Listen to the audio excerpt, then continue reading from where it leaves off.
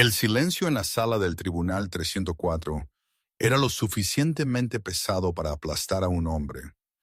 En un lado del pasillo se sentaba la familia Sterling, vestida con seda italiana, revisando sus Rolex, ya gastando mentalmente los millones que estaban seguros de heredar. En el otro lado se sentaba Jane Vance, vistiendo un vestido de tienda de segunda mano, con las manos quietamente dobladas en su regazo. La miraban con lástima, a veces con disgusto. Pensaban que ella era solo la ayuda. Pensaban que ella estaba allí para recibir un último cheque de pago. Pero cuando la jueza Evelyn Blackwell bajó su martillo y leyó la cláusula final del último testamento de Arthur Sterling, las sonrisas de suficiencia no solo se desvanecieron, desaparecieron. En 3 segundos, la mujer tranquila se convirtió en la persona más poderosa de la sala, y los parientes se dieron cuenta demasiado tarde de que su codicia les había costado todo. Aquí está la historia de cómo el silencio y un poco de justicia destruyeron una dinastía. Arthur J. Sterling no fue un hombre amable en su juventud, pero fue rico. Había construido un imperio naviero desde los muelles de Seattle hasta los rascacielos de Nueva York.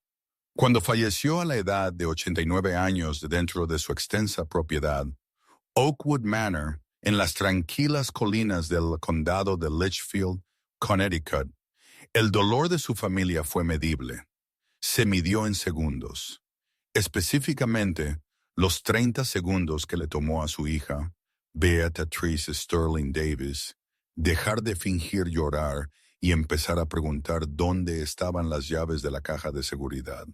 Durante los últimos 5 años de la vida de Arthur, sin embargo, la familia había estado en gran parte ausente. Beatrice estaba ocupada de vacaciones en la Riviera Francesa. El nieto de Arthur, Julian, estaba construyendo su marca en Los Ángeles, lo que principalmente implicaba estrellar Ferraris que no podía permitirse. La única persona que realmente había estado en Oakwood Manor, cambiando las bolsas de suero de Arthur, leyéndole el periódico de la mañana y tolerando sus ataques de ira inducida por la demencia, era Jane Vance. Jane era la sobrina lejana de Arthur, una relación tan remota en el árbol genealógico que Beatrice a menudo se refería a ella como la callejera. Cuando los padres de Jane murieron en un accidente automovilístico en Ohio 4 años antes, ella no tenía a dónde ir. Arthur, en un raro momento de pragmatismo, le ofreció una habitación en el ala de servicio a cambio de tareas de cuidado. No quería pagar a una agencia de enfermeras profesionales las tarifas premium por atención 24/7. Obtuvo a Jane gratis. El día del funeral fue frío y gris. El cementerio de Litchfield estaba lleno de paraguas negros y apretones de manos insinceros. «Todavía lleva esos zapatos», susurró Julian en voz alta a su madre, Beatrice, señalando a Jane. Jane se mantuvo apartada de la familia, cerca del fondo, vistiendo un sencillo vestido negro y zapatos planos gastados. ¿No sabe que este es un evento Sterling? Es vergonzoso. Ignórala, Julian, siseó Beatrice, ajustando sus gafas de sol de gran tamaño. Una vez que se lea el testamento, el lunes, le daremos un billete de autobús de regreso a Ohio y unos pocos cientos. Se irá de nuestra vista. Jane los oyó. Siempre los oía. Había pasado 4 años volviéndose invisible, dominando el arte de camuflarse en las paredes de caoba de la mansión. Miró hacia la tierra fresca que cubría la tumba de Arthur. No lloraba por el dinero. Lloraba porque, a pesar de su naturaleza brusca, Arthur había sido la única familia que le quedaba. Y en las últimas horas de la noche, cuando la medicación para el dolor hacía efecto, él le había contado historias, le había contado secretos. Señorita Vance. Jane levantó la vista. Un hombre alto con cabello plateado y gafas con montura de alambre estaba a su lado. Era Samuel Thorne, el abogado personal de Arthur de la firma Thorne, Biggs y Stratton. Era conocido como el tiburón de Connecticut por una razón. Señor Thorne, dijo Jane suavemente, siento su pérdida. Sé que usted y el tío Arthur eran amigos. Lo éramos, dijo Thorne con el rostro ilegible. Miró a Beatrice y Julian, quienes en ese momento discutían con el director de la funeraria sobre el costo de los arreglos florales. La lectura del testamento está programada para el lunes por la mañana a las 9 en punto. ¿En el juzgado? Jane frunció el ceño. Pensé que usualmente hacían estas cosas en la oficina de la mansión. Usualmente sí, dijo Thorne bajando la voz una octava.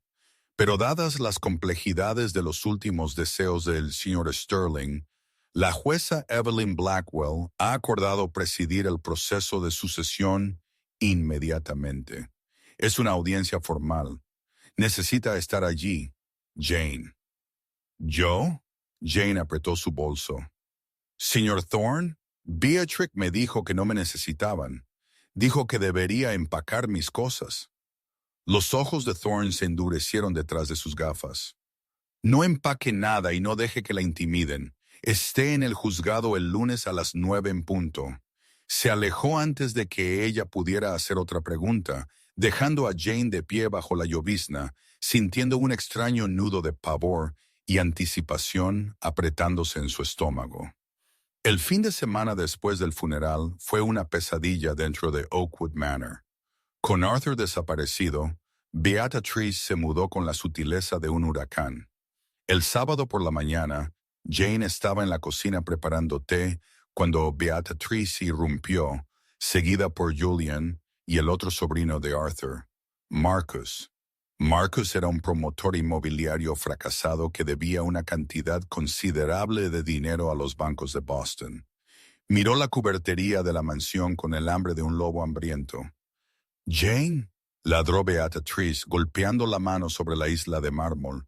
«¿Por qué los cuadros de Arthur siguen en la pared?» Yo no entiendo», balbuceó Jane. «Tenemos un tasador que viene esta tarde de Sabis», dijo Beatrice, revisándose las uñas. «Vamos a liquidar la colección de arte primero. Vale al menos 12 millones.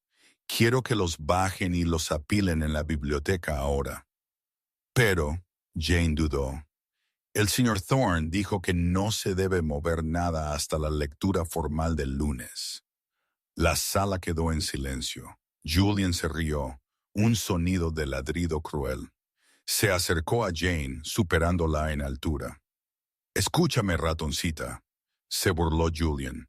«El señor Thorne trabaja para nosotros ahora. Nosotros somos los herederos.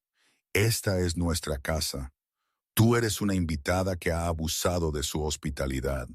De hecho, sacó un trozo de papel doblado del bolsillo de su chaqueta y lo golpeó sobre el mostrador. «¿Qué es esto?», preguntó Jane, con las manos temblorosas.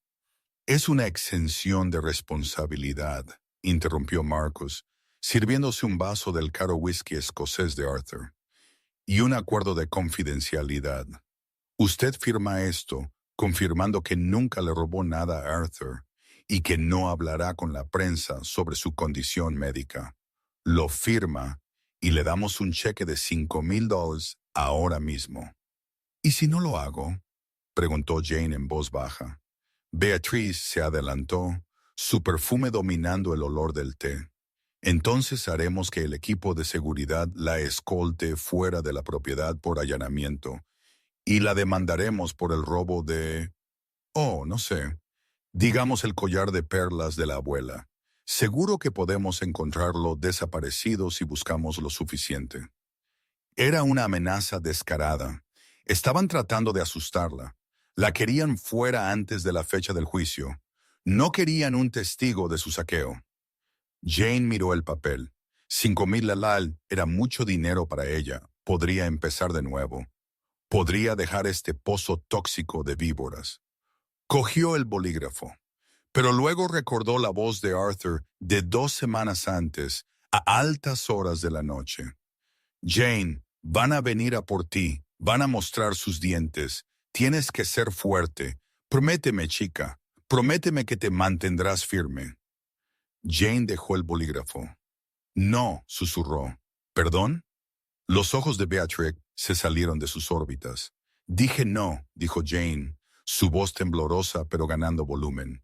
No lo firmaré y no me iré hasta que el señor Thorne me lo diga. Esta era la casa de Arthur. Él no querría que la estuvieran destrozando antes de que esté frío en la tierra. Beatrix se puso de un tono morado que desentonaba con su bufanda de diseñador. Ingrata sanguijuela, ¿crees que tienes derechos aquí?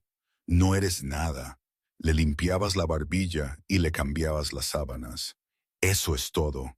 Fuera de mi cocina, dijo Jane. Se sorprendió a sí misma. Los sorprendió a ellos aún más.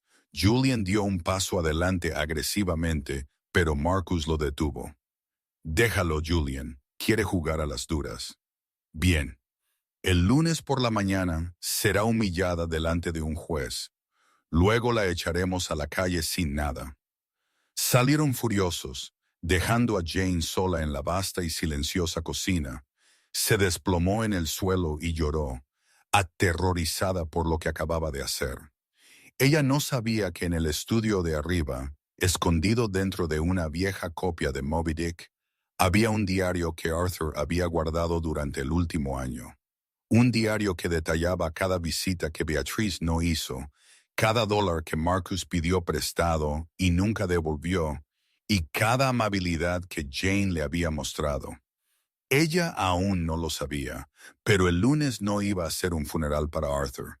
Iba a ser una ejecución para ellos. El lunes por la mañana llegó con una tormenta eléctrica que sacudió las ventanas del Tribunal Superior de Bridgeport.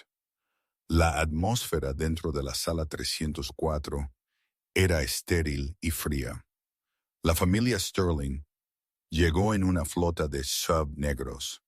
Beatriz llevaba un traje Chanel negro que costaba más que todos los ingresos de la vida de Jane. Julian llevaba gafas de sol en el interior. Marcus parecía nervioso, revisando constantemente su teléfono en busca de actualizaciones sobre sus deudas. Ocuparon toda la primera fila del lado derecho, flanqueados por dos abogados jóvenes que habían contratado por si Thorne intentaba algo complicado. Jane llegó en autobús urbano. Estaba mojada por la lluvia, su paraguas se había volteado 2 cuadras antes. Entró en la sala del tribunal, goteando ligeramente sobre el linóleo. «Por aquí, señorita Vance», le hizo señas Samuel Thorne a la mesa de la izquierda. «¿Por qué está sentada en la mesa del demandante?», espetó Beatriz en voz alta. «Es una empleada. Debería estar en la galería». «Es una parte nombrada en el proceso», dijo Thorne con calma, organizando sus archivos. «¿Parte nombrada?», se burló Julian. «¿Qué? ¿El abuelo le dejó el gato? ¿O tal vez su vieja silla de ruedas?» La familia se rió entre dientes. «Todos de pie», bramó el alguacil. La jueza Evelyn Blackwell entró. La jueza Blackwell era una leyenda en el estado de Connecticut. Tenía 60 años, era tan aguda como un alfiler y no toleraba tonterías. Se sentó, ajustó su toga y miró por encima de sus gafas a la familia Sterling. «Siéntense», ordenó. La sala quedó en silencio. «Estamos aquí para la audiencia de sucesión de la herencia de Arthur J. Sterling», dijo la jueza Blackwell. «Señor Thorne, usted es el albacea». «Lo soy, su señoría», dijo Thorne, poniéndose de pie. «Muy bien, procedamos. He revisado los documentos preliminares. Entiendo que hay una disputa sobre la validez del último testamento». «Sí, su señoría». El abogado de Beatrix, un hombre astuto llamado señor Henderson, se puso de pie. «Representamos el linaje directo de Arthur Sterling. Creemos que cualquier documento producido por el señor Thorne recientemente fue creado bajo influencia indebida. Nuestro padre sufría de demencia. No estaba en su sano juicio.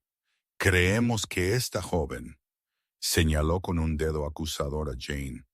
Manipuló a un hombre enfermo y moribundo para asegurar un pago. Jane se encogió en su asiento. La acusación dolió como una bofetada. ¿Manipuló? La voz de Thorne atravesó la sala. Su señoría, el señor Sterling estaba en su sano juicio hasta el final. De hecho, grabó una declaración en video 3 semanas antes de su muerte, específicamente para abordar esta acusación. ¿Un video?, susurró Beatrix, su rostro palideciendo. Reproduzca, ordenó la jueza Blackwell. Thorne asintió al secretario del tribunal. Una gran pantalla en la pared parpadeó y cobró vida. El rostro de Arthur Sterling apareció. Parecía frágil, sentado en su sillón de cuero en la mansión, pero sus ojos eran claros y azules. Mi nombre es Arthur Joseph Sterling, decía la grabación de video. Hoy es 14 de octubre.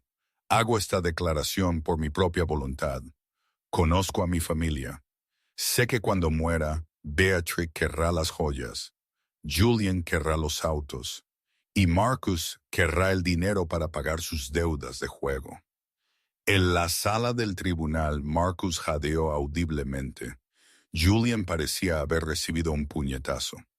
No me han visitado en 6 meses, continuó Arthur en la pantalla. Ni una sola vez, ni para mi cumpleaños, ni cuando me caí y me rompí la cadera. Solo llamaron para preguntar cuándo llegarían los dividendos de las acciones de la compañía.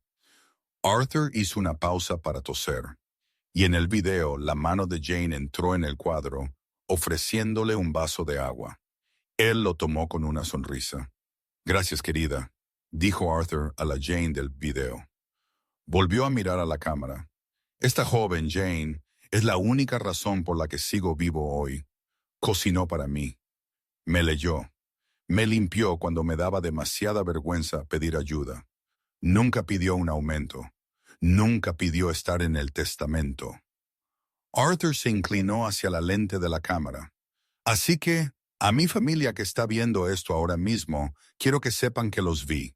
Vi exactamente quiénes son y he ajustado mi testamento en consecuencia. La pantalla se puso negra. El silencio en la sala del tribunal era absoluto. Beatrix estaba agarrando la barandilla con tanta fuerza que sus nudillos estaban blancos. Señor Thorne, dijo la jueza Blackwell, por favor, lea la distribución de bienes. Thorne tomó un grueso documento encuadernado en papel azul. A mi hija, Beatrice, leyó Thorne. Dejo los álbumes de fotos familiares encontrados en el ático para que pueda recordar la familia que descuidó. ¿Qué?, chilló Beatrix. ¿Eso es todo?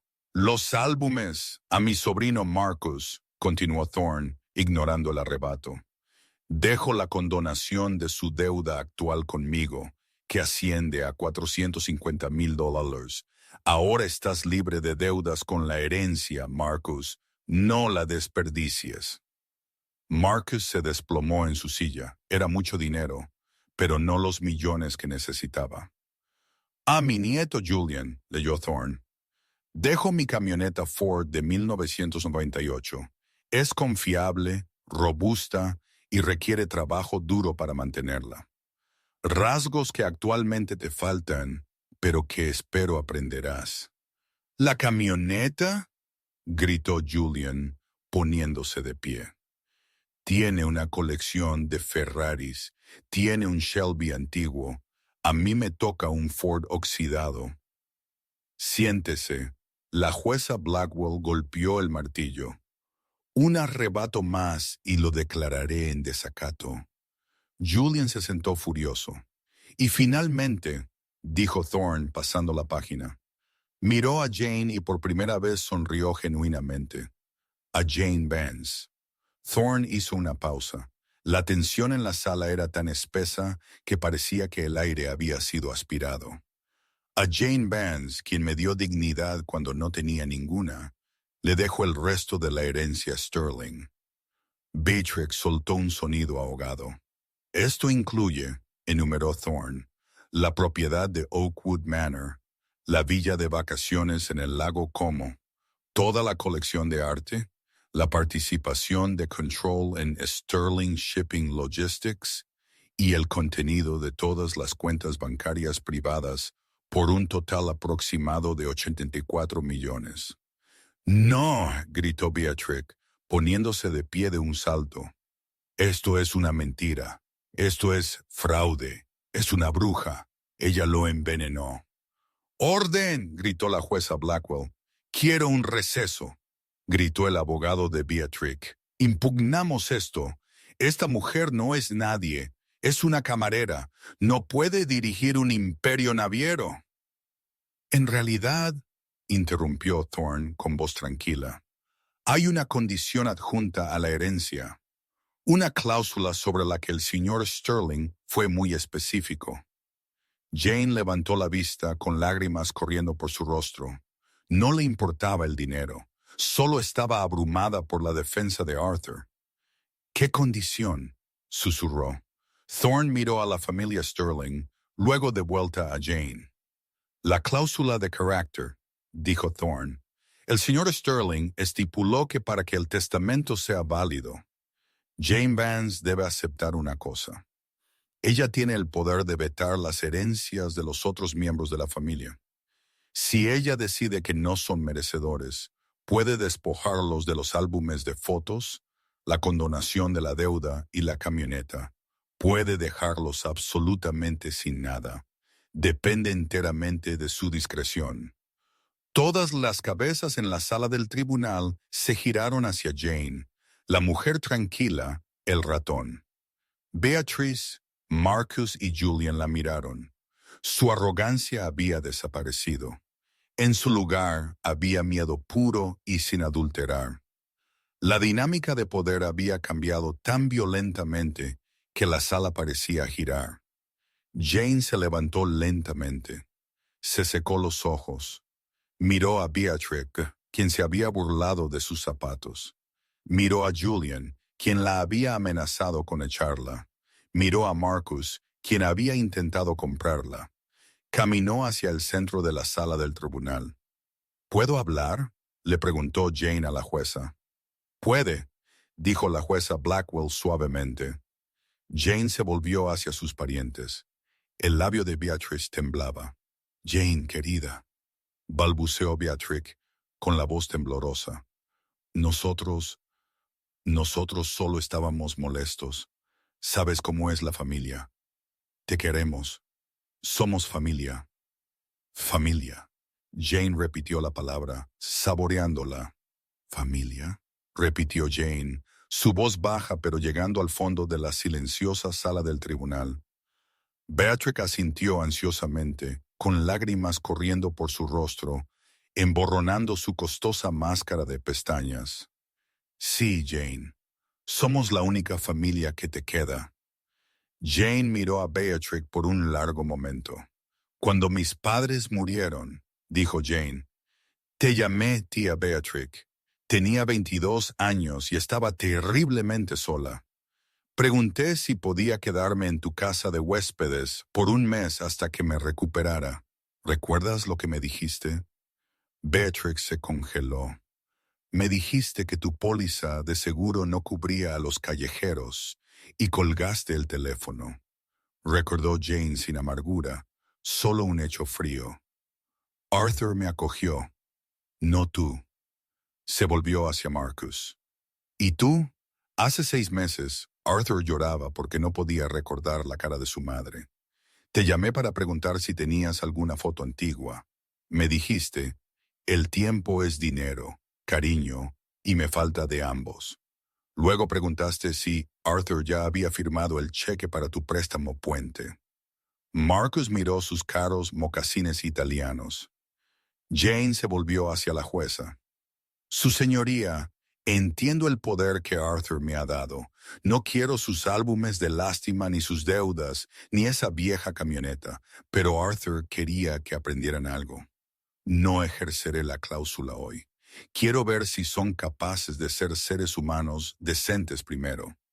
Que el testamento se mantenga tal como fue leído por ahora». La jueza Blackwell asintió lentamente, con un atisbo de respeto en sus ojos. Muy bien, el testamento es admitido a trámite. Señor Thorne, puede comenzar la transferencia de activos. La Corte levanta la sesión. La familia tiene 30 días para presentar objeciones formales antes de que la herencia sea finalizada. Ella golpeó el martillo. Sonó como un disparo de cañón, señalando el comienzo de una guerra. En el momento en que la jueza abandonó el estrado, el llanto de Beatrix cesó al instante. Su rostro se endureció en una máscara de pura furia. ¿Crees que esto ha terminado? Siseó Beatrix, inclinándose sobre la barandilla hacia Jane y Thorne. ¿Crees que puedes robar el legado de mi padre, ratita buscadora de oro? Ataremos esto en los tribunales por una década. Nunca verás un centavo. Señora Sterling Davis, Samuel Thorne se interpuso entre ellos, con la voz helada. Le sugiero que guarde su energía para su propio abogado. Ahora está invadiendo el tiempo de mi cliente. Fuera del juzgado la lluvia había cesado, pero los medios de comunicación habían llegado. Las cámaras destellaron mientras la familia Sterling salía, con aspecto sombrío. Beatrix empujó a un reportero, preguntando sobre la cláusula de carácter. Jane salió minutos después, flanqueada por Thorne. Los destellos la cegaron. Señorita Vance, ¿cómo se siente al ser la heredera de Sterling Shipping?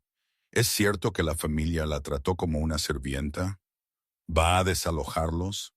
Sin comentarios, dijo Thorne repetidamente, guiando a Jane a un coche de lujo que esperaba, el coche de Arthur. Mientras se alejaban, Jane miró por la ventana empañada por la lluvia y vio a Beatrix, Julian y Marcus apiñados bajo un toldo, discutiendo violentamente con su abogado, el señor Henderson. Parecían animales acorralados. Una hora después, en la lujosa sala de conferencias del bufete de abogados de Henderson, el ambiente era venenoso. ¿Cómo pudiste dejar que ese video sucediera?, le gritó Julian a Henderson, paseando por la habitación. Dijiste que el viejo estaba demasiado mal para formar una frase coherente. Thorne nos tomó por sorpresa, dijo Henderson, aflojándose la corbata, con el sudor perlado en la frente. Escondió la declaración perfectamente, pero escúchenme, no hemos terminado. La cláusula de carácter es muy inusual. Podemos atacarla como contraria a la política pública, argumentando que otorga demasiado poder arbitrario a una parte interesada. Podemos presentar una orden judicial para congelar los activos. Eso lleva demasiado tiempo, espetó Beatrix. Se sirvió un vodka a media mañana del bar de la oficina. Necesitamos algo más rápido. Necesitamos destruir su credibilidad. Si podemos probar que engañó a Arthur o le mintió, podemos invalidar todo el testamento basándonos en el fraude. Es una chica de coro de Ohio, madre. Marcus se desplomó en una silla. Ella no tiene esqueletos, apenas tiene personalidad. Todo el mundo tiene esqueletos, gruñó Beatrix. Golpeó su vaso. Quiero saber todo sobre Jane Vance antes de que viniera a Oakwood Manor. ¿Quiénes eran sus amigos? ¿A quién le debía dinero? ¿Con quién se acostaba? La gente como ella no aparece de la nada. Beatrix se volvió hacia Henderson. Contrata a Kellen Reed. Henderson dudó. Reed, Beatrix. Ese hombre es un pitbull. No juega según las reglas. Si Thorne se entera de que lo contratamos... No me importan las reglas, gritó Beatrix. Estamos hablando de 84 millones. Envía a Reed a Ohio. Dile que quiero suciedad. Quiero inmundicia. Quiero algo que la haga parecer la... que es. Para que cuando volvamos al tribunal, la jueza Blackwell vomite al verla. Regresar a Oakwood Manor fue surrealista. Las grandes puertas de hierro que Jane solo había abierto para otros ahora se abrían para ella. El personal estaba alineado en el vestíbulo. La señora Higgins, la ama de llaves principal, una mujer severa que en secreto le había deslizado mantas extra a Jane en invierno, se adelantó. «Bienvenida a casa, señorita Vance», dijo la señora Higgins, haciendo una pequeña y genuina reverencia.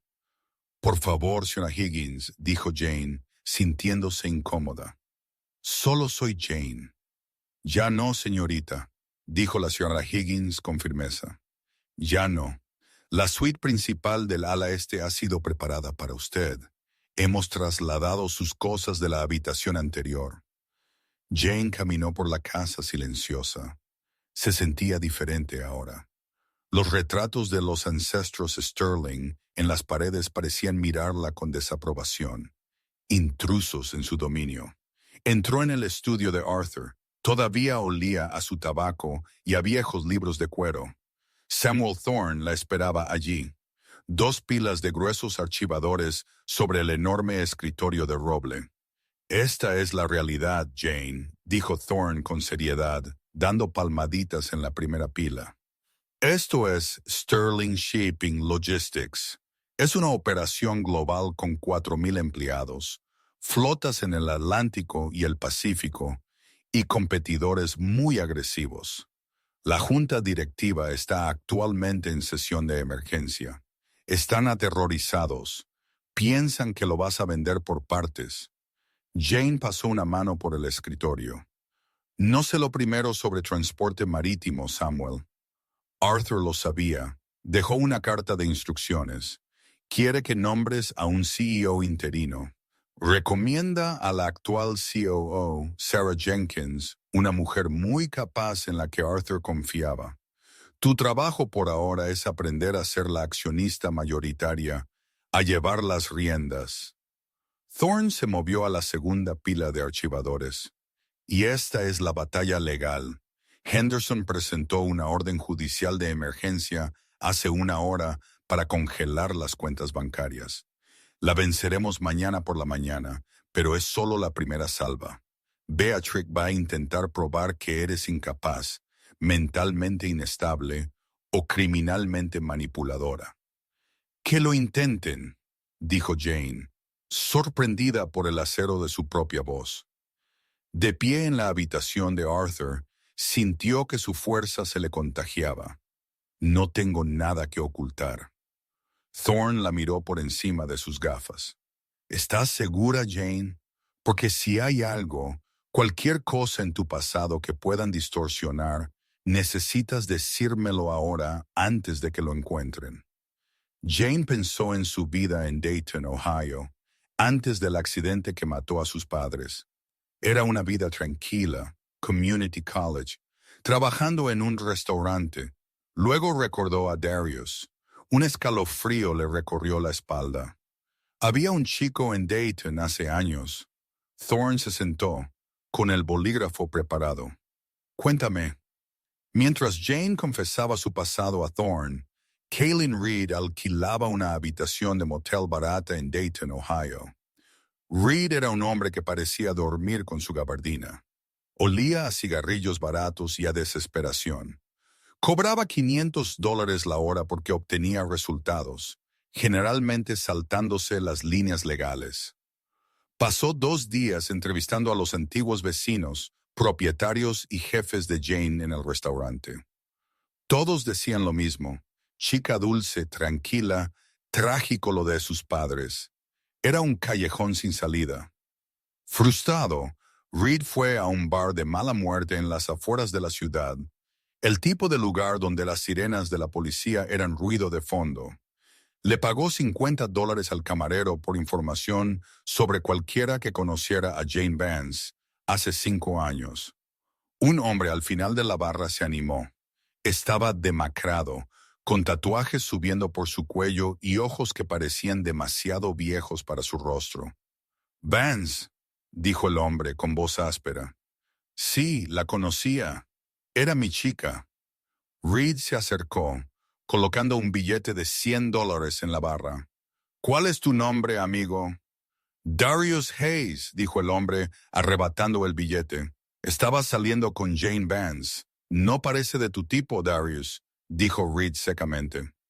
Darius se rió, un sonido tosco. No siempre fue la señorita perfecta. Antes de que sus padres murieran, era salvaje. Anduvimos juntos. Ella conducía el coche de fuga la noche que me arrestaron por el trabajo de la farmacia. El ritmo cardíaco de Reed se aceleró. Esto era oro. Coche de fuga. Nunca fue acusada. Papá pagó a los policías, escupió Darius. Luego murieron y ella huyó a Connecticut para hacer de enfermera para algún tío rico. Me dejó pudriéndome en la prisión estatal durante 4 años. Acabo de salir. Reed sacó un sobre. Contenía $5,000 en efectivo. El dinero de Beatrix. Darius, Reed sonrió con una sonrisa depredadora. ¿Te gustaría hacer un viaje con todos los gastos pagados a Connecticut? Hay algunas personas allí a las que les encantaría escuchar tu historia sobre Jane Vance, la conductora de la fuga. Darius miró el dinero, sus ojos brillando con venganza y codicia. ¿Cuándo nos vamos? De vuelta en Oakwood Manor 3 días después, la paz se hizo añicos. Jane estaba en la biblioteca tratando de entender un informe de ganancias trimestrales para la compañía naviera, cuando la señora Higgins entró con aspecto pálido. «Señorita Vance, hay un caballero en la puerta. Insiste en verla. Se negó a dar su nombre a seguridad, pero envió esto». La señora Higgins le entregó a Jane un pequeño medallón de plata deslustrado.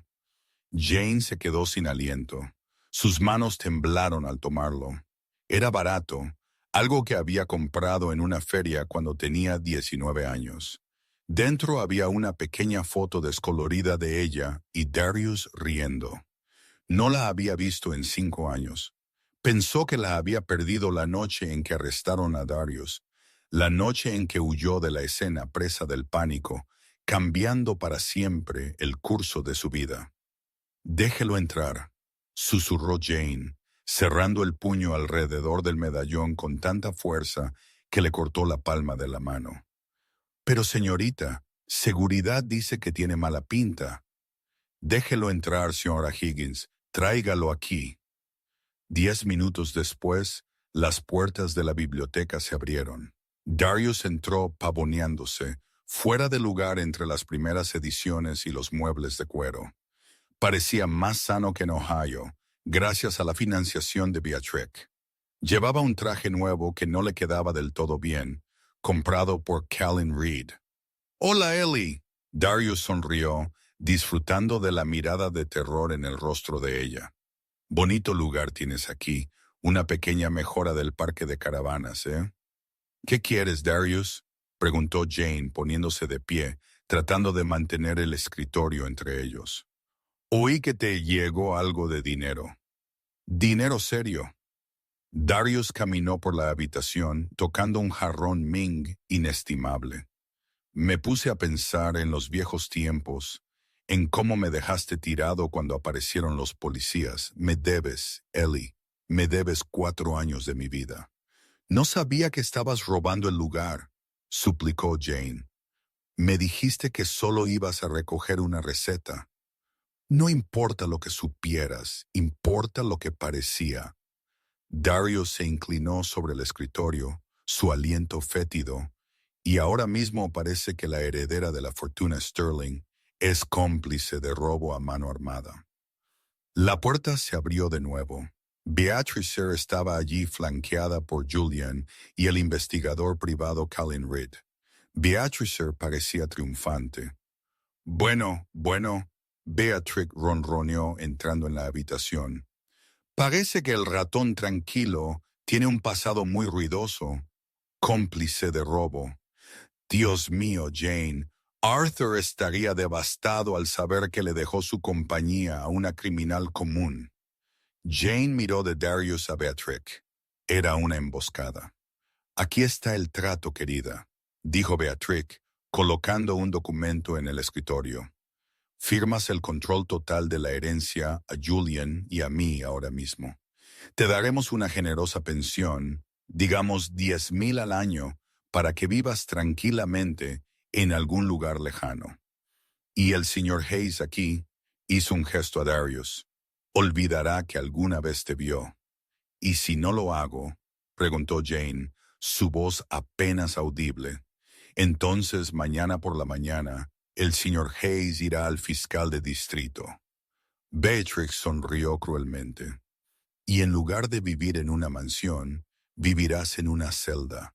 La elección es tuya, familia. El silencio en la biblioteca de Oakwood Manor era pesado, sofocante. Era el tipo de silencio que suele preceder a un disparo. Jane miró el documento que Beatrix había deslizado por el escritorio de caoba. Era una escritura de renuncia y una renuncia voluntaria al albaceazgo. Si lo firmaba, estaría a salvo. Podría volver a ser una don nadie, viviendo en un pequeño apartamento lejos de los tiburones con trajes italianos y los fantasmas de su pasado. Darius le sonreía, un depredador oliendo sangre. Beatrix consultaba su reloj como si destruir una vida fuera solo otra cita en su agenda diaria. Tic-tac, querida, dijo Beatrix, golpeando con una uña manicurada el escritorio. Mi oferta expira en 5 minutos. Después de eso llamo al jefe de policía. Jugamos al bridge los martes. Jane miró el bolígrafo. Su mano se cernió sobre él. Pensó en Arthur. Pensó en las noches que había pasado contándole cómo construyó su imperio. No tomando el camino fácil, sino manteniéndose firme cuando todos los demás corrían. Integridad, Jane, le había dicho una vez, su voz áspera por la edad. Es lo único que no pueden grabar y lo único que no pueden robar. Tienes que regalarla. Nunca la regales. Jane retiró su mano. Se puso de pie, su espalda se enderezó. El miedo todavía estaba allí, frío y agudo en su estómago. Pero algo más se estaba levantando para enfrentarlo. Ira. No, dijo Jane. Beatrix parpadeó. Lo siento. Dije no, repitió Jane más fuerte esta vez.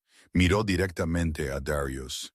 Tenía 19 años. Era estúpida. Estaba enamorada de un hombre malo, pero no sabía que ibas a robar esa farmacia hasta que saliste corriendo con un arma. No tomé ni un centavo de ese dinero. Me marché porque era una niña aterrorizada. Se volvió hacia Beatrix. ¿Quieres destruirme? Adelante. Díselo al mundo. Arrastra mi nombre por el barro. Pero no voy a firmar esto. Arthur me eligió. Y no voy a dejar que robes lo que él construyó solo porque encontraste un esqueleto en mi armario. La cara de Beatriz se contorsionó en una máscara de puro veneno. Tonta, ¿crees que la verdad importa? Esta es la corte de la opinión pública. Mañana por la mañana no serás la sobrina afligida. Serás la gangster. La junta te destituirá. La jueza te revocará el estatus. Entonces hazlo, dijo Jane, señalando la puerta. Sal de mi casa. Es nuestra aquí, gritó Julian, dando un paso adelante con los puños cerrados. Todavía no, dijo Jane con calma. ¿Seguridad? 2 fornidos guardias de seguridad que habían estado esperando en el pasillo entraron. Miraron a Jane, luego a los Sterling. No se movieron por un segundo. La tensión era palpable. ¿Quién firmó sus cheques? Escorten a la señora Sterling Davis y a sus invitados fuera de la propiedad, ordenó Jane, su voz haciendo eco de la autoridad de Arthur. ¡Ahora! Los guardias se movieron. Vamos, señores, dijo uno de ellos, colocando una mano en el hombro de Julian. No me toques. Julian apartó la mano. Beatrix recogió su bolso, sus ojos quemando agujeros en Jane. Acabas de firmar tu propia sentencia de muerte, Jane. Vamos, Darius. Tenemos una estación de policía que visitar. Salieron furiosos. Las pesadas puertas de la biblioteca se cerraron de golpe, dejando a Jane sola. Sus rodillas finalmente cedieron y se desplomó en el sillón de cuero de Arthur, hundiendo su rostro entre sus manos. Sollozó con profundas y desgarradoras sacudidas. Se había mantenido firme, pero ¿a qué costo? Las consecuencias fueron instantáneas y nucleares. A las 6:03 a.m. de la mañana siguiente, las camionetas de noticias estaban alineadas fuera de las puertas de Oakwood Manor.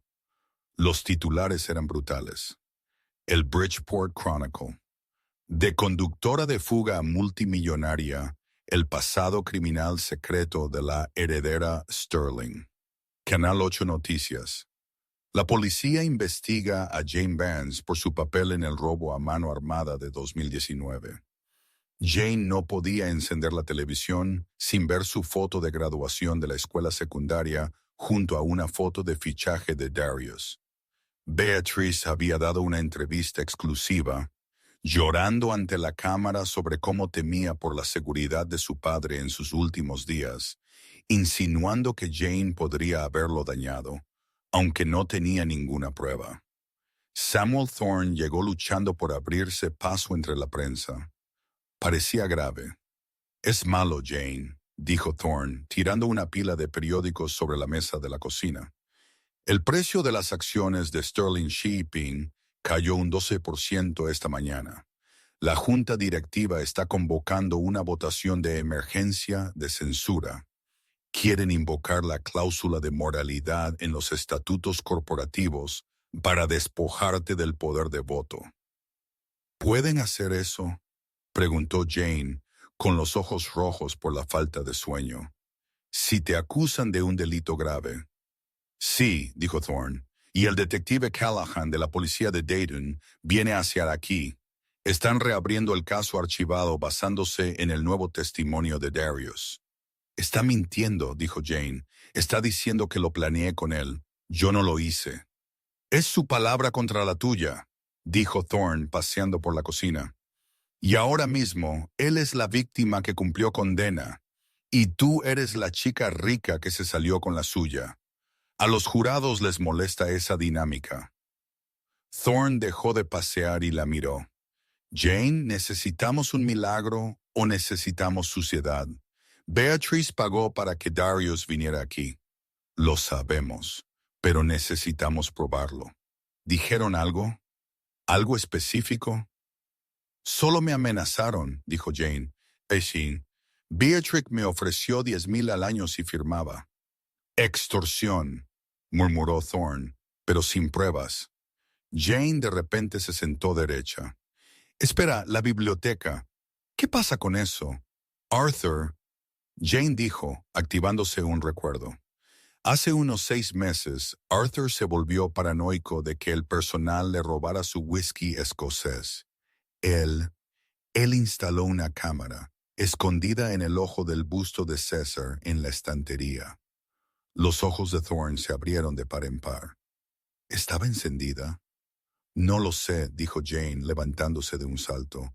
«Solía revisarla en su iPad. Nunca la toqué». Corrieron al estudio. Thorne encontró el viejo iPad de Arthur en el cajón del escritorio. La batería estaba agotada. Thorne buscó a tientas un cargador. Sus manos temblaban ligeramente. Lo enchufó. Esperaron a que apareciera el logotipo de Apple. Se sintió como una eternidad. La pantalla se iluminó. Thorne adivinó la contraseña. El cumpleaños de Arthur. Navegó hasta la aplicación de seguridad del hogar. «Cámara de la biblioteca», susurró Thorne, tocando el icono. Retrocedió hasta la tarde anterior. Ahí estaba, video de alta definición. Sin audio, pero la imagen era nítida. Se podía ver a Darius inclinado sobre el escritorio.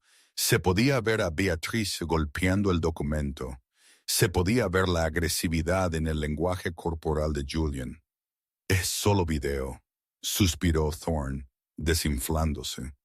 «Muestra una discusión acalorada, pero sin audio. Pueden afirmar que solo estaban negociando un acuerdo, No prueba extorsión. No prueba que pagaron a Darius para que mintiera.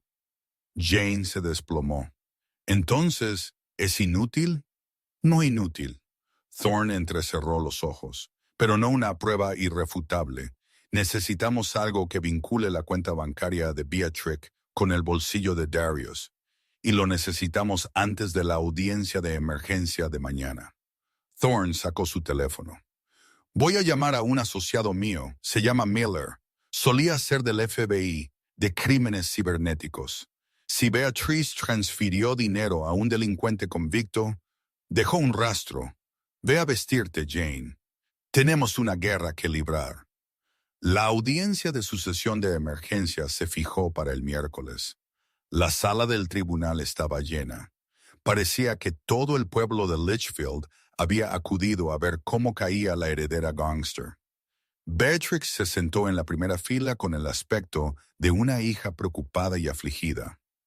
Llevaba un modesto traje azul marino y un collar con una cruz. A su lado se sentó Darius Hayes, con una corbata que le resultaba incómoda, flanqueado por el señor Henderson. La jueza Blackwell parecía furiosa. Odiaba los circos mediáticos en su sala. «Este tribunal está en sesión», espetó Blackwell. «Señor Henderson, usted presentó una moción de emergencia para destituir a la señorita Vance como albacea y congelar los activos».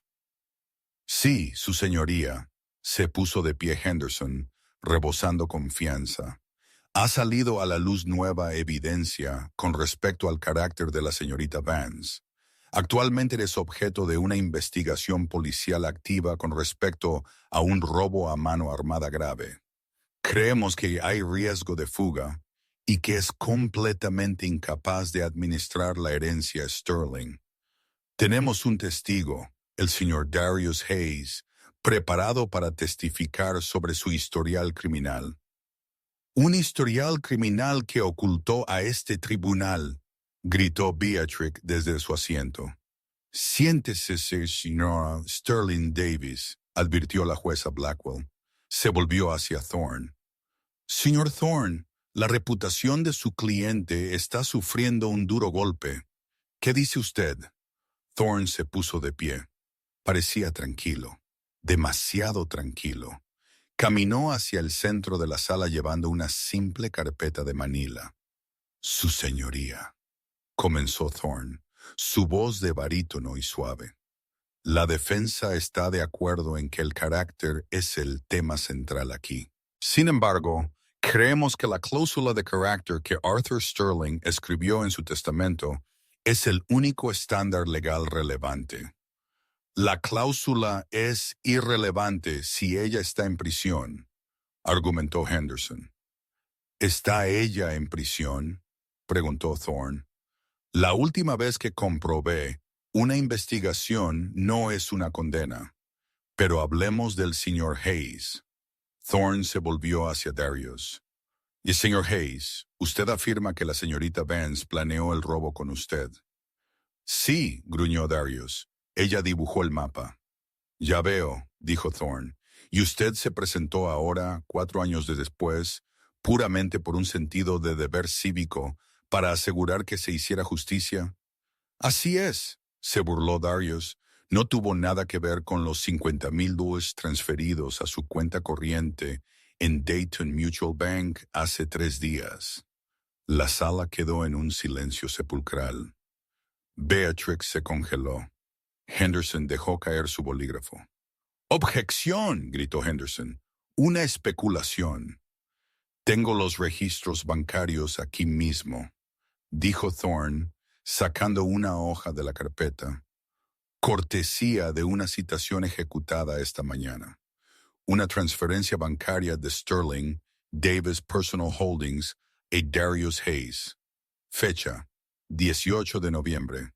Cantidad, $50,000. Thorne se acercó a Beatrix, dejando el papel sobre la mesa frente a ella. Ahora Thorne se volvió hacia la jueza. ¿Por qué una rica socialité enviaría $50,000 a un delincuente convicto que nunca ha conocido? A menos que, por supuesto, estuviera comprando su testimonio.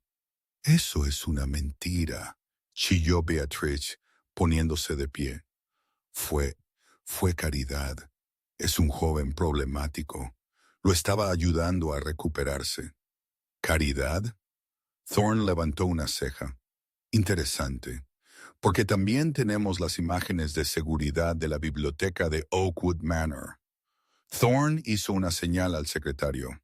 El video del busto de César se reprodujo en la pantalla grande. Mostraba a Beatrix golpeando los papeles. Mostraba a Darius intimidando a Jane. Aunque este video carece de audio, narró Thorne, combinado con la transferencia bancaria, pinta una imagen muy clara. Esto no fue caridad, su señoría. Esto fue manipulación de testigos. Esto fue extorsión. Esto fue una conspiración para defraudar al tribunal. El rostro de la jueza Blackwell adquirió un aterrador tono rojo. Miró a Henderson. Consejero, ¿sabía usted de este pago? Yo no tenía idea, su señoría, balbuceó Henderson, alejándose de Beatrix como si fuera radioactiva. Me recuso. No puedo representar a esta cliente. No puedes dejarme. Beatrix lo agarró del brazo. Te pagué un adelanto. Señor Hayes, la jueza Blackwell miró a Darius. Le sugiero que empiece a hablar. Si me miente ahora, añadiré perjurio a su violación de la libertad condicional y volverá a prisión por mucho, mucho tiempo. ¿La señora Sterling Davis le pagó para mentir sobre la señorita Vance? Darius miró a la jueza, luego a la aterrorizada Beatrix y finalmente a los guardias de seguridad con cara de piedra que bloqueaban la salida. Se dio cuenta de que el juego había terminado.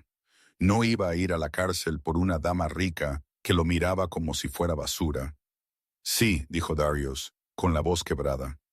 Ella me encontró en Ohio. Dijo que si venía aquí y decía que Ellie era la mente maestra, me daría 50,000 ahora y otros 50 cuando se anulara el testamento. Ellie no sabía nada del robo. Solo estaba esperando en el coche. La sala del tribunal estalló. Los periodistas gritaban preguntas. Beatrix se desplomó en su silla, sollozando histéricamente. Julian intentó escabullirse por la puerta trasera, pero fue bloqueado por un alguacil. Jane se sentó perfectamente quieta en la mesa del demandante. Sintió una mano en su hombro. Era Thorne. Se acabó, Jane, susurró. Pero Jane negó con la cabeza. Se levantó lentamente. No, dijo Jane, su voz firme. No se ha acabado. Todavía no. Cogió el micrófono de la mesa. El chillido de retroalimentación silenció la sala. Su señoría, dijo Jane, el testamento, la cláusula de carácter. La jueza Blackwell golpeó su martillo para silenciar a la multitud. Señorita Vance, el testamento de Arthur establecía que tengo la discreción de despojar a la familia de su herencia si se demostraba que no eran dignos, dijo Jane, volviéndose para mirar a su tía y a sus primos. Dudé antes porque quería creer que todavía eran familia. Quería creer que había algo bueno en ellos. Miró a Beatrix, quien ahora la miraba con los ojos emborronados por la máscara de pestañas, suplicando en silencio. Pero no solo intentaste quitarme el dinero, dijo Jane, su voz temblorosa de emoción. Intentaste quitarme la libertad. Intentaste enviarme a prisión por un crimen que no cometí. Intentaste borrar mi vida. Jane respiró hondo. Invocó la cláusula con efecto inmediato. No, gritó Julian. No puedes. Son millones. Beatrix Sterling Davis, anunció Jane. Te despojo de los álbumes de fotos. No mereces los recuerdos de un hombre que despreciaste. Marcus Sterling, continuó Jane, encontrándolo entre la multitud. La condonación de la deuda es revocada. Le debes a la herencia $450,000 pagaderos inmediatamente. Si no puedes pagar, la herencia embargará tus bienes. Marcus se llevó las manos a la cabeza. ¿Y Julian? Jane miró al chico que se había burlado de sus zapatos. La camioneta se queda conmigo. Puedes caminar. Pero, ¿qué hay de nosotros? Gritó Beatrice. Estamos arruinados. No tenemos nada. Tienen lo que empezaron, Jane dijo fríamente. Ustedes mismos, y creo que encontrarán que es una compañía muy solitaria. Se volvió hacia la jueza. Y su señoría, me gustaría presentar cargos contra Beatrix Sterling, Davis y Julian Sterling por extorsión e intento de fraude. Concedido, dijo la jueza Blackwell con un gesto de sombría satisfacción. Alguacil, llévenlos bajo custodia. Mientras las esposas se cerraban alrededor de las muñecas de Beatrix, las mismas muñecas que habían lucido brazaletes de diamantes minutos antes, la sala del tribunal estalló en caos. Pero Jane no miró. Se volvió hacia Samuel Thorne. Llévame a casa, Samuel. Tengo una compañía que dirigir. 6 meses después, la nieve se había derretido de los terrenos de Oakwood Manor, reemplazada por los vibrantes verdes de la primavera. La propiedad, una vez una tumba de silencio y polvo bajo el abandono de Beatrix, ahora estaba viva. Los jardineros cuidaban las rosas, las favoritas de Arthur, y las ventanas estaban abiertas para dejar entrar el aire fresco. Dentro del estudio, Jane Benz se sentó detrás del enorme escritorio de roble. Ya no llevaba el vestido de tienda de segunda mano. Llevaba un blazer crema a medida, su cabello recogido en un moño profesional y elegante. No parecía un ratón ni una callejera. Parecía una Sterling. Frente a ella se sentaba Sarah Jenkins, la COO de Sterling Shipping. Los números trimestrales han subido un 15%, Jane, dijo Sarah tocando su tablet. La decisión de expandir la flota al sector de energía renovable fue un riesgo, pero está dando sus frutos. La Junta está impresionada. Han dejado de preguntar por tu edad y han empezado a pedir tu consejo. Jane sonrió, una sonrisa genuina y cálida. Eso es bueno de escuchar, Sarah. Arthur siempre decía que el transporte marítimo consistía en ver hacia dónde iba la marea antes que nadie. La puerta se abrió y Samuel Thorne entró. Parecía menos un tiburón estos días y más un tío orgulloso. ¿Reunión levantada?, preguntó Thorne mientras Sarah recogía sus archivos. Acabada, dijo Jane. Acompáñame a la salida, Samuel. Pasearon por el pasillo, pasando por los lugares donde solían colgar los retratos familiares. Jane había descolgado los cuadros de los ancestros que habían construido el imperio con codicia. En su lugar, había colgado fotos de los trabajadores, los marineros, los estibadores, el personal administrativo que realmente mantenía la empresa en funcionamiento. Tengo una actualización sobre los antiguos herederos, dijo Thorne en voz baja mientras salían al porche. Jane se detuvo. Cuéntame. Beatrix aceptó un acuerdo de culpabilidad, dijo Thorne. 2 años en seguridad mínima por manipulación de testigos e intento de extorsión. Actualmente trabaja en la lavandería de la prisión. Oigo que no es muy popular entre las otras reclusas. Jane miró hacia el camino de entrada. ¿Y los chicos? Marcus se declaró en bancarrota la semana pasada. La herencia embargó su condominio y su coche para pagar la deuda. Actualmente vive en un estudio en Queens, trabajando en telemarketing. Thorne se rió secamente. ¿Y Julian? Bueno, esa es la parte más poética. Trabaja como valet en un hotel en Los Ángeles. Pasa sus días aparcando Ferraris que no puede conducir. Jane asintió lentamente. No había alegría en sus ojos, solo una sensación de equilibrio restaurado. No los odio, Samuel. Simplemente ya no pienso en ellos. Esa es la victoria definitiva, señaló Thorne. La indiferencia. Caminaron por el sendero de piedra hacia el garaje. Allí, reluciente bajo la luz del sol, estaba la camioneta Ford de Arthur de 1998. Estaba pulida, el motor reconstruido, el óxido desaparecido. Se veía mejor que cualquier coche deportivo. ¿A dónde vas?, preguntó Thorne. Al aeropuerto, dijo Jane, abriendo la puerta del lado del conductor. Vuelo a Ohio. Compré el viejo restaurante donde solía trabajar. Lo estamos convirtiendo en una cocina comunitaria para la gente que necesita una comida. Lo voy a llamar Arthur's Place. Thorne sonrió. Sus ojos se arrugaron en las esquinas. Le habría encantado. ¿Sabes, Jane? Cuando escribió ese testamento, me dijo que no buscaba a alguien que supiera ser rico. Buscaba a alguien que supiera lo que se sentía ser pobre.